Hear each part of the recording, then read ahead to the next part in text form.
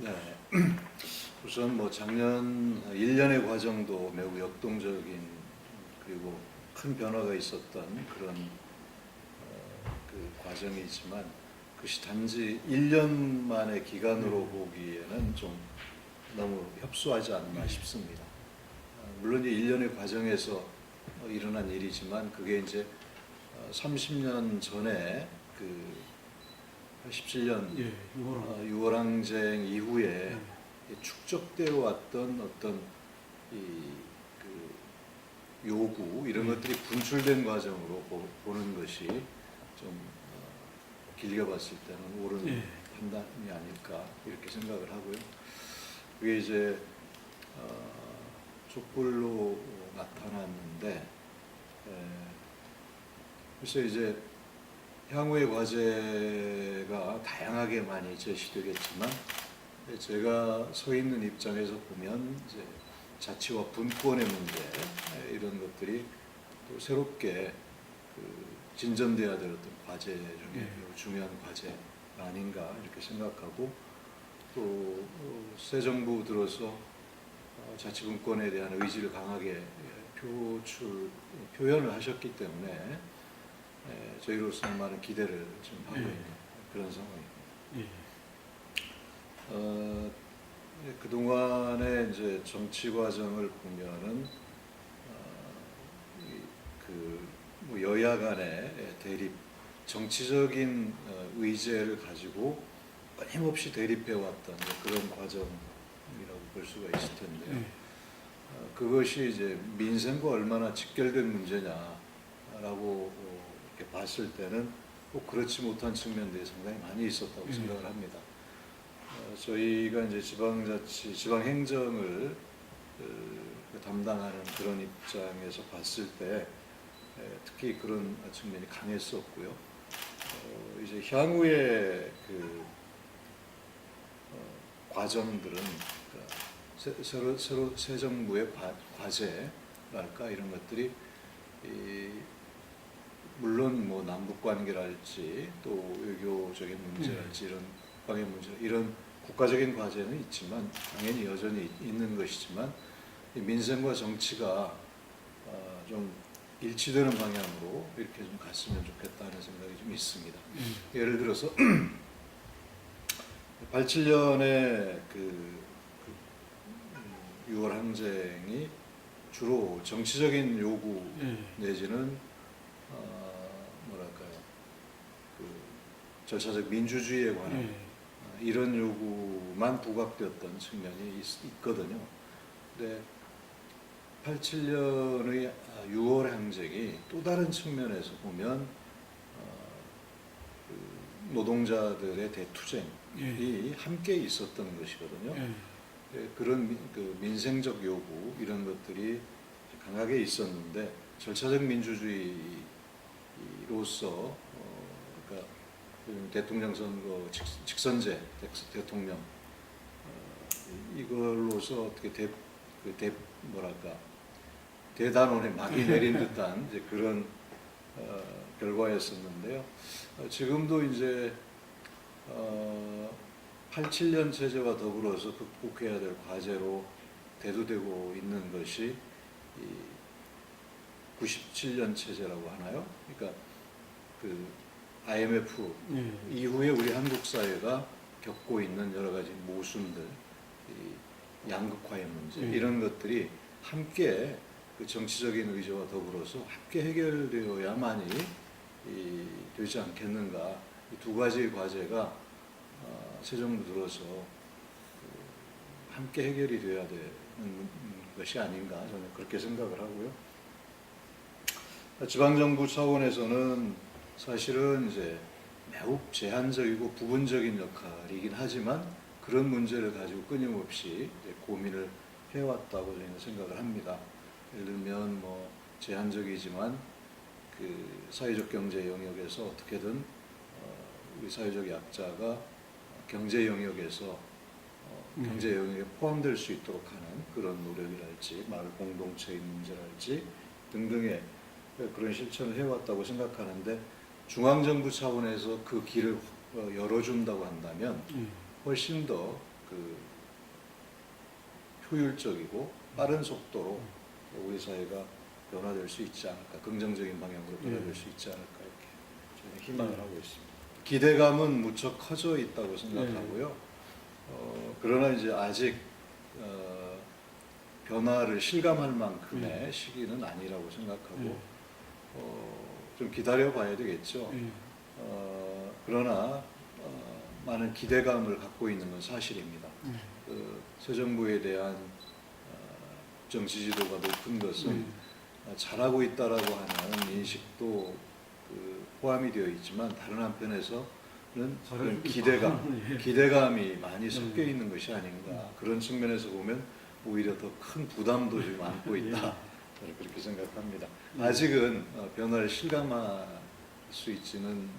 실감하지는 못하지만 저 역시도 그런 기대감을 가지고 있는 것이죠. 뭐 자칫 분권에 관한 그런 여러 가지 뭐 의사 표현이 있었기 때문에 그런 기대들도 좀 많이 가지고 있습니다. 네, 1년 전에도 이제 그렇게 말씀을 드렸는데 이 행정의 속도가 참 느리다 하는 그런 느낌을 새삼스럽게 갖고 있습니다. 1년 반 전에 작년 1월 달이죠. 벌써 1년 반이 지났습니다만 작년 1월 달에 저희가 이제 그 아레나 건립과 관련해서 민간 제안을 받아서 서울시에 그 민간 제안서가 제출이 되고 서울시의 공공투자관리센터에서 1차 심사를 해서 통과가 됐고요. 그 다음에 이제 또 기재부 산하에 그 공공투자관리센터가 있습니다. 중앙정부의 이제 심사를 거쳐야 되는데 아직도 심의 절차가 마무리되지 않은 이런 상황입니다. 그래서 매우 저희는 답답하게 생각을 하고 있고요. 여러 가지 좀 우려들이 제기되고 있습니다. 그래서 이 문제에 대해서는 더 이상 그 시간을 지연해서는 안 되겠다 이런 생각이 있어서 제3의 방법 이런 것들을 서울시에 박원순 시장님과 함께 같이 논의를 하고 있고요. 조만간에 이 아레나 건립과 관련한 어떤 추진 방식에 관해서는 조만간에 7월달 안에 결정을 하고 새로운 방식의 추진 방식이든 아니면 기존 방식이든 간에 확정을 해서 추진을 해 나가야 된다 이런 의지를 갖고 지금 논의를 하고 있는 중입니다. 조금 전에 말씀하셨던 그 부분을 조금만 설명해 주실랍니까? 네. 조금 우려되는 부분이 있다는 거는 그러니까 이제 이 피맥 공공투자관리센터에서는 이것이 경제적 타당성이 있느냐 적격성 검토를 지금 하고 있는데 말하자면 투자 대비 효율 이런 측면입니다. 그런데 사실은 민간 사업자가 자신의 돈을 모든 그 투자를 자신들이 해서 수익을 내고 또 뭐 이 목적한 바에 그 공연장을 만들어서 수익을 내겠다라고 하는 판단으로 사업 제안을 하고 투자 의지를 보여준 건데 오히려 공공에서 이거에 좀 적절치 않다라고 이야기하는 것은 좀 맞지 않다라고 생각합니다. 그리고 기재부가 정한 어떤 기준이 있어요. 적격성 검토에 관한 자체 심의 기준이 있습니다. 그 심의 기준도 지키지 않고 임의의 기준을 가지고 지금 이 적격성 검토를 그동안에 해왔어요. 저희가 상당한 문제의식을 가지고 있고 다만 이것을 지금 저희들이 공식적으로 문제 제기를 할 것인지 아니면 다른 방식의 투자 방식을 민간 투자 방식을 제3의 방식으로 선택할 건지 이런 부분에 대한 고민이 있다는 것입니다. 그러나 이 문제는 다시 말씀드리면 분명하게 말씀드리면 저희는 어떤 방식이든 간에 서울시도 그렇고 저희도 그렇고 아레나 공연장은 반드시 추진을 한다. 네. 그리고 이미 대통령 공약으로도 뭐 발표가 된 사항이기 때문에 네. 그 기재부의 공공투자관리센터의 심의 결과와 관계없이 이 문제는 뭐 반드시 추진한다.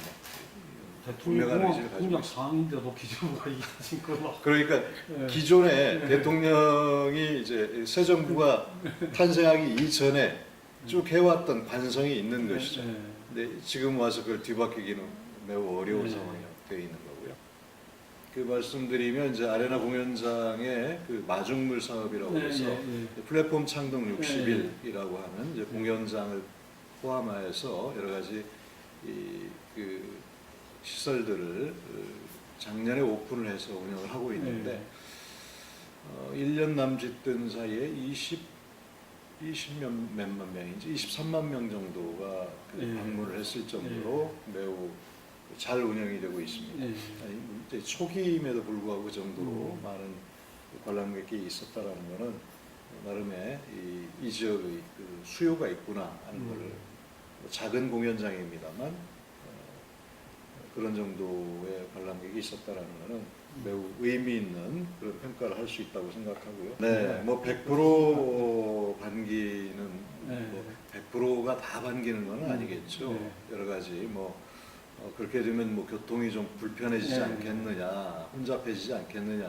뭐 이런 우려를 하는 분들도 없지 않아 있습니다. 네. 하지만 도봉구가 그 동안에 워낙 그 활력이 낙후되어 좀 있다, 떨어지는, 네. 내지는 활력이 좀 떨어져 있었다라고 하는 그런 상대적 소외감 내지는 박탈감이 컸기 때문에 이런 이제 뭐 전국적인 그런 의미를 갖는 시설이 들어오는 것에 대해서는 대체로는 다 이렇게 바라는 그런.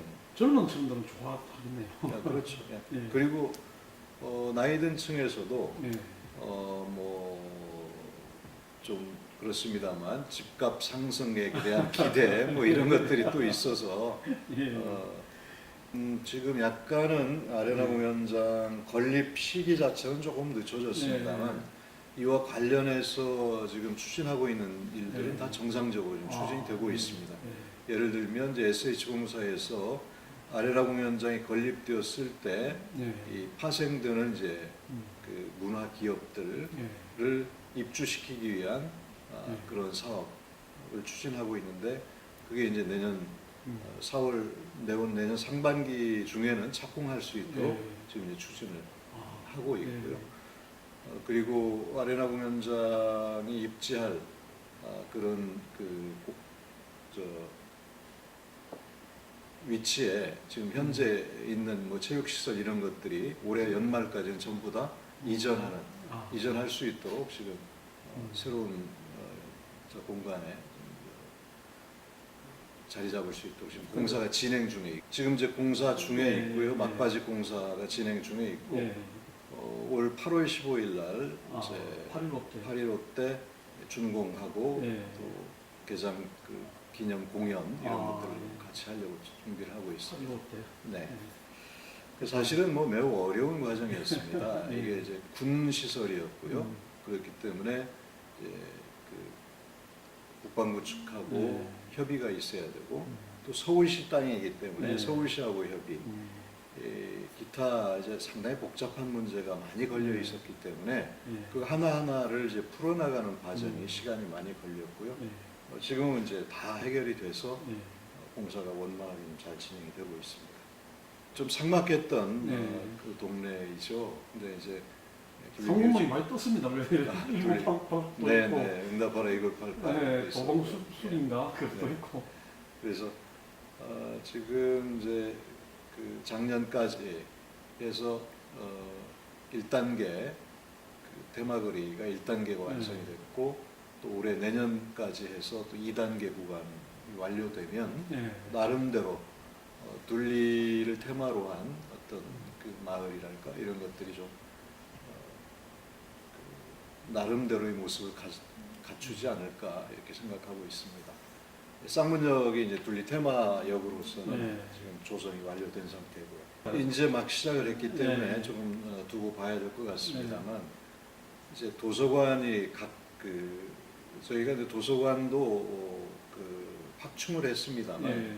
그러나 그 도서관을 계속해서 늘리는 것은 이제 건립 비용도 많이 들어갈 뿐 아니라 또 운영비가 이제 거기에 따라서 많이 소요가 됩니다. 그래서 도서관을 마음대로 이렇게 막 늘릴 수는 없어요. 그래서 도서관 기능의 일부인 이 대출 기능, 예. 이 부분은 꼭 도서관에 오지 않더라도 요즘에는 워낙 그 스마트 기능이 발달했기 때문에 도서관의 회원으로 각자가 가입을 하면 그래서 하루 전에 그 앱을 깔아서 스마트폰으로 도서 신청을 합니다. 예. 그러면 도서관에 가지 않더라도 유도서관에 가면 그러니까 쌍문역에 1호 유도서관을 만들었는데 유비쿼터스 도서관이라고 봐야겠죠. 그 유도서관에 가면 거기에 배달이 와 있습니다. 그러면 그거를 이제 그 자판기에서 뽑듯이 그걸 뽑아서 가면 되는 거죠. 네. 자기가 이제 그 회원으로 가입이 되어 있어야만 그게 가능합니다.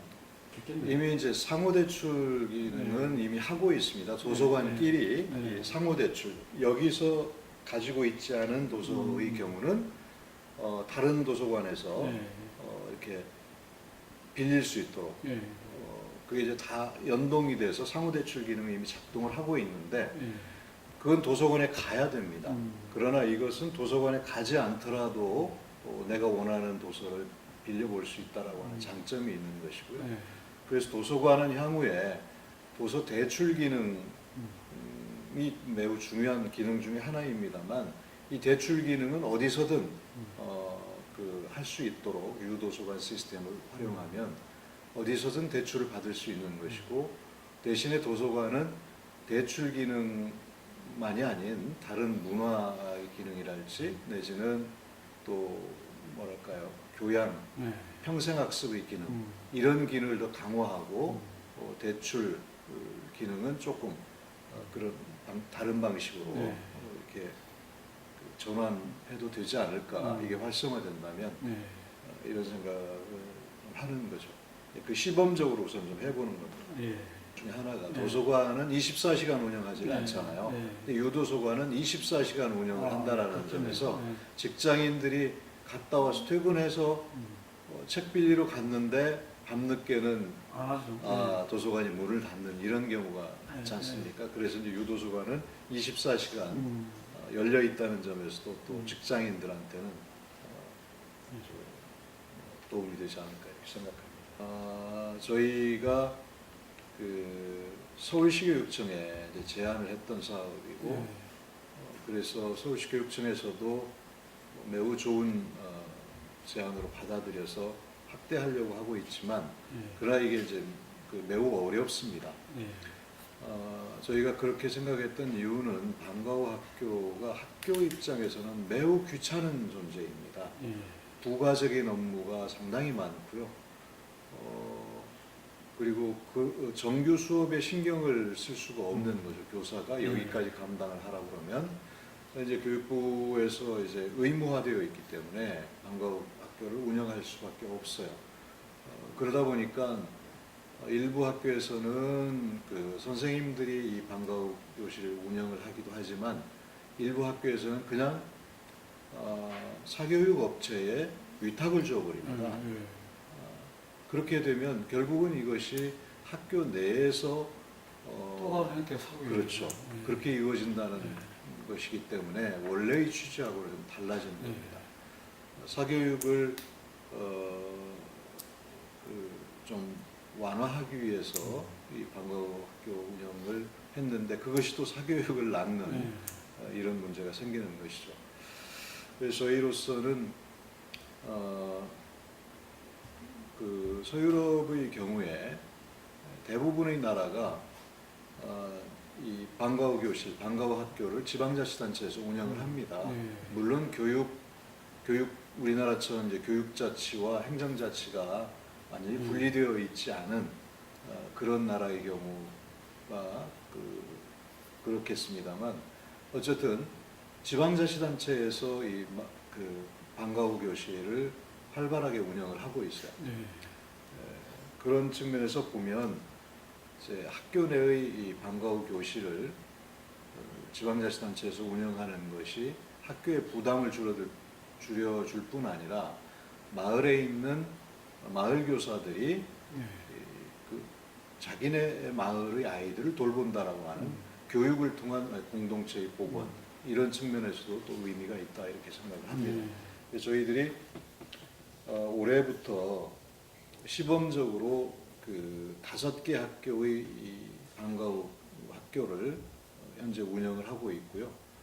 앞으로는 그것을 이제 확대 운영해 나가려고 생각하고 있습니다.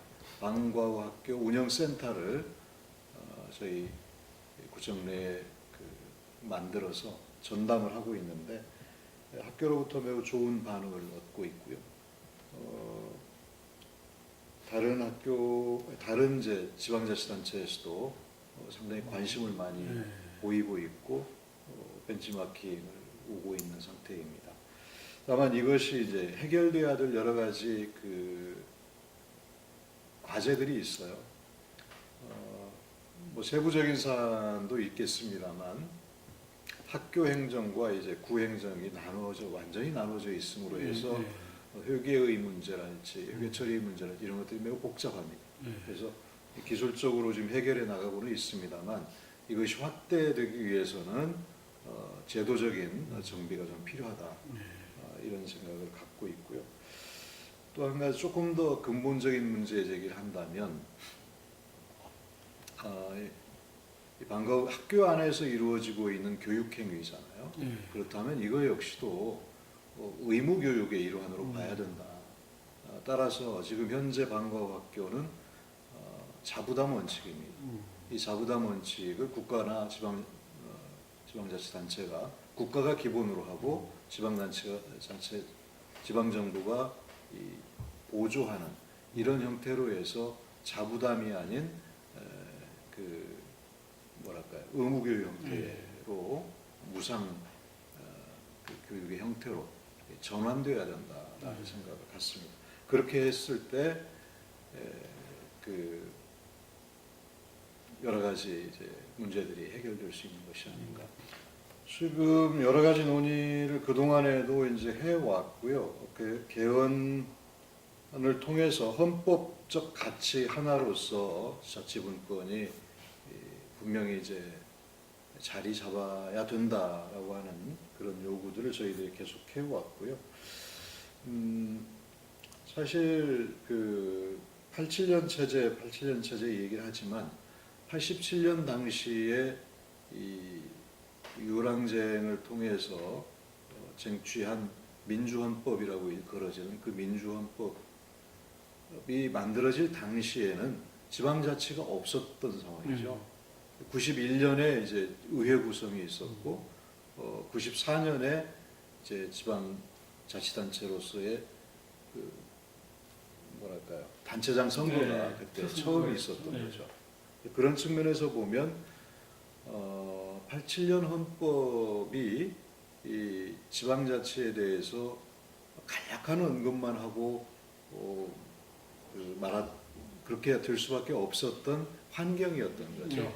근데 지금 이제 벌써 20년 이상 지방자치가 그동안 진행이 되어 온 상태에서는 헌법에 그 자치와 분권의 정신이 분명하게 좀 못 박혀야 되는 게 아닌가 그렇게 생각을 하고 다만 이제 개헌이 어차피 국회 내에서 논의가 돼야 될 텐데 이 부분은 장담할 수가 지금 없는 상황입니다.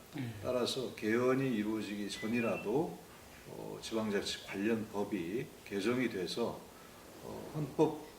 현행의 헌법 내에서도 법을 통해서 자치분권을 강화할 수 있는 그런 영역들이 상당히 많기 때문에 헌법 개정 때까지 꼭 그 전에라도 법 개정을 통해서 가능한 건 그대로 그렇죠. 하고 네, 그리고 나중에 개헌으로 갈 때는 개헌의 그 내용을 네. 담고 어차피 헌법이 다 모든 걸 해주지는 않거든요. 헌법이 되더라도 나중에 또 법률은 또 법률대로 개정이 돼야 되는 것이기 때문에 그런 것들이 좀 병행돼야 되지 않을까 이렇게 생각합니다. 네.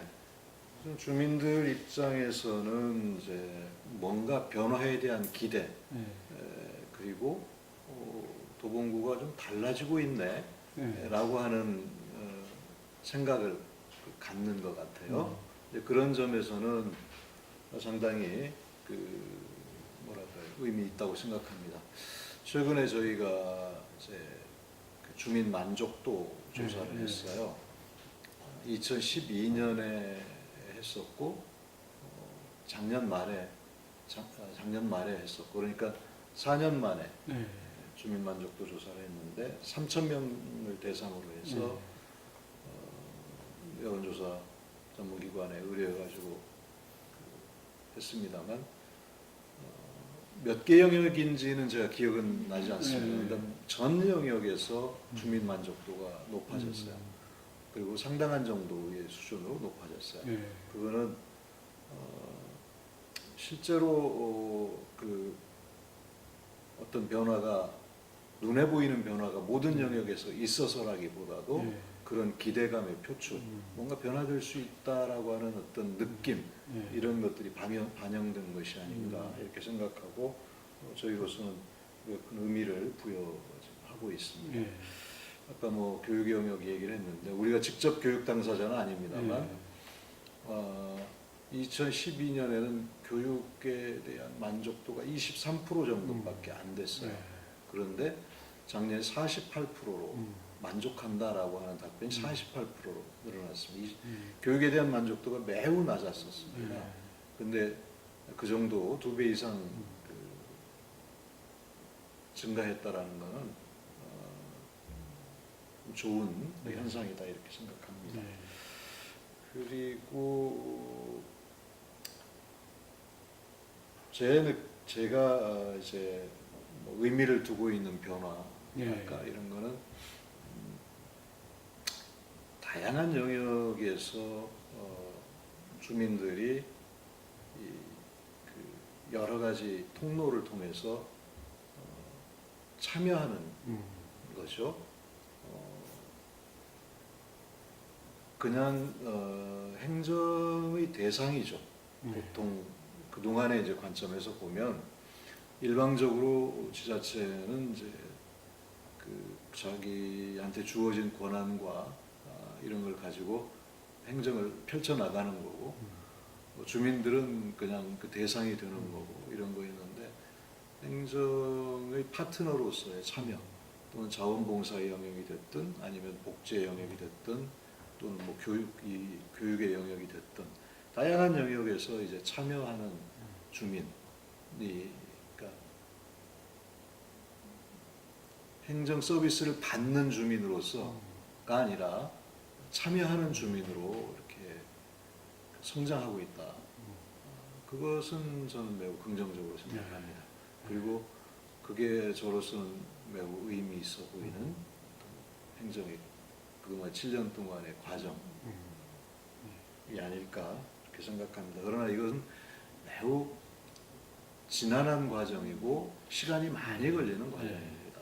저희가 7년 과정을 통해서 행정의 어떤 그 목표와 지향점과 그 목표를 이루기 위한 수단, 이것을 구체화한 게 이제야 비로소 지속가능 발전이라고 하는 행정의 목표를 공유하고 또 그것을 실현하기 위한 수단은 협치, 이렇게 딱 지금 이제 정립이 된 게 올해에 왔어야 이게 정립이 됐습니다. 그거는 그냥 이렇게 하세요라고 해서 되는 문제가 아니거든요. 그중에 혼자서 이렇게 간다고 따라오는 그렇죠. 문제가 아니라는 거죠. 네. 오랜 과정을 통해서 그게 이제 만들어져 왔고 이게 실제로 각 그 부서 단위에서 이행 계획을 세우는 과정까지 이제 와 있는 거거든요. 이거는 매우 의미 있는 것이다 그렇게 생각합니다. 이제 내년 지방선거가 1년이 채 안 남았죠. 지금 7월 달이니까. 여기서 재선을 하셨는데 앞으로 어떤 계획을 갖고 계신지, 삼선에 도전하실 생각인지, 또 삼선에 도전하신다면 어떤 그 포부를 가지고 하실 건지 지금 마음의 결심이 서 있는지 좀 말씀 주시죠. 네, 뭐 저는 그 주목받는 정치인이 아니기 때문에 이게 삼선을 한다고 해서 하겠다고 해서 또는 뭐 다른 선택을 한다고 한들 별 관심이 없겠습니다만 저는 이제 한 번 더 기회가 주어진다면 네. 열심히 노력해서 여러 가지 계획해왔던 것들 또 이런 것들 좀 더 이렇게 진전시키고 싶은 생각이 있습니다. 예.